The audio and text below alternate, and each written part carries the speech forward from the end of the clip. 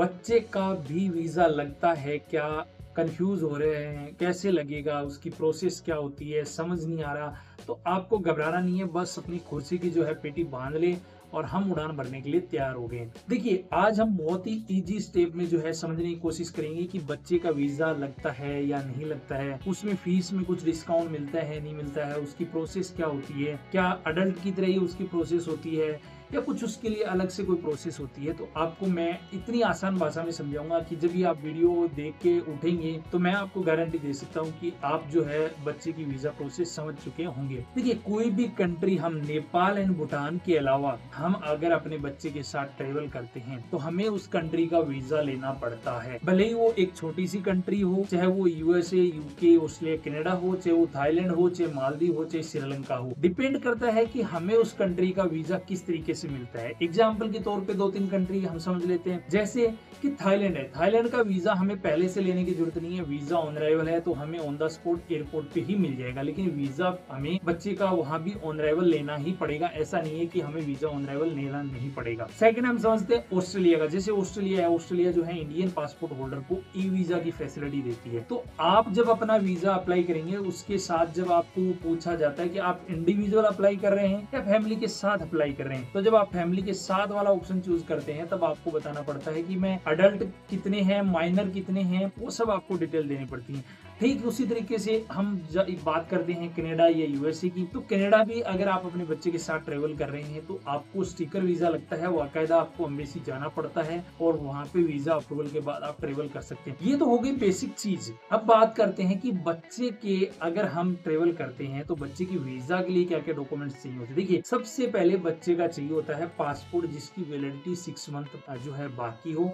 Second document चाहिए होता है बच्चे का बर्थ सर्टिफिकेट, वो बहुत मैंडेटरी डॉक्यूमेंट है, आप कभी गलती मत कर लेना कभी कोई एम्बेसी जाओ तो। उसके बाद होता है अगर दोनों पेरेंट्स साथ ट्रेवल कर रहे हैं तो दोनों का पासपोर्ट, अगर एक पेरेंट्स ट्रेवल कर रहा है तो उसका पासपोर्ट एंड प्लस कंसर्न एक फॉर्म फिल करना होता है। वो फॉर्म आपको फिल करना होता है कि भाई दूसरा पेरेंट्स इसकी सहमति देता है। बहुत सारे केसेस में क्या होता है, डिवोर्सेस होते हैं, डेथ हो जाती है, फैमिली जो है हस्बैंड वाइफ सेपरेट रहते हैं, तो ये चीज होती है। उसके अलावा अगर जैसे एग्जाम्पल में आपको समझाने की कोशिश करता हूँ। देखिए, कुछ पेरेंट्स होते हैं जिनके बच्चे का, जैसे बहुत सारे लोग ऑस्ट्रेलिया कनाडा में रह रहे होते हैं लेकिन उनके बच्चे इंडिया में होते हैं।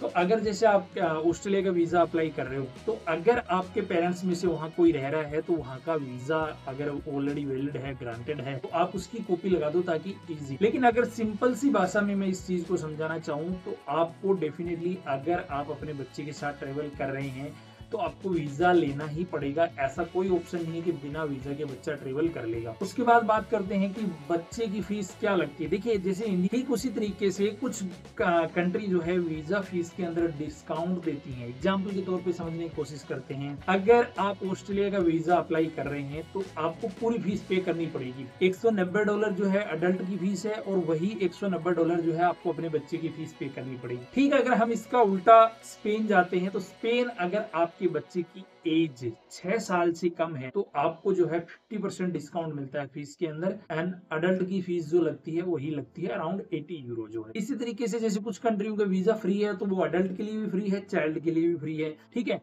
एक कंट्री जो एग्जाम्पल के तौर पे वियतनाम है। वियतनाम अगर आपका बच्चा 1 दिन का है या 2 दिन का है या 1 महीने का है या 1 साल का है या 10 साल का है, उनको पूरी फीस लेनी है, कोई डिस्काउंट। तो इस तरीके से क्या होता है कि हर एक कंट्री का अपना अपना रूल होता है, हर एक कंट्री की अपनी प्रोसेस होती है। आप अगर किसी भी कंट्री का वीजा अप्लाई कर रहे हैं, अगर आपको समझ नहीं आ रहा है तो आपको क्या करना है, मुझे कमेंट करना है या ट्रिविया मैन के इंस्टाग्राम पे आपको डीएम करना है।